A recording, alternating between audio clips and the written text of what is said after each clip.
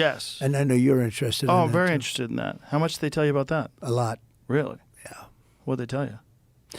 How much can you tell? So How's that work? Is it like super I think top I secret? Can tell, you know. Tell I think, me. Well, based on Hunter Biden, I can say whatever the hell I Yes. want, right? But no.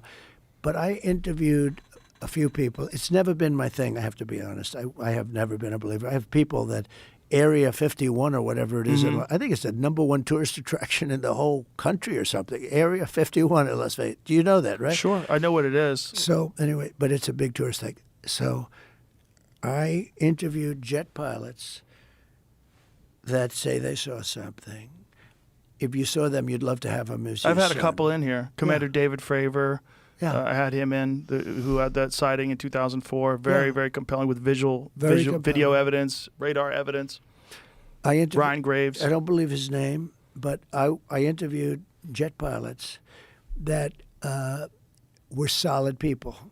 Perfect. I mean, great pilots, great everything. And they said, we saw things, sir, that were very strange. Like a round ball, but it wasn't a comet or a meteor. It was something. And it was going 4 times faster than an F-22, which is a very fast plane, you know. And it was round, which is, in theory, a great shape. So when you were talking to these people, was this something that you were compelled to have conversations about? Was this your personal interest? No, a little bit. It's not a great interest for me, but it's a little interest. I get that question as much as almost any question. Do you think that we have aliens coming, you know, flying around or whatever? What do you think?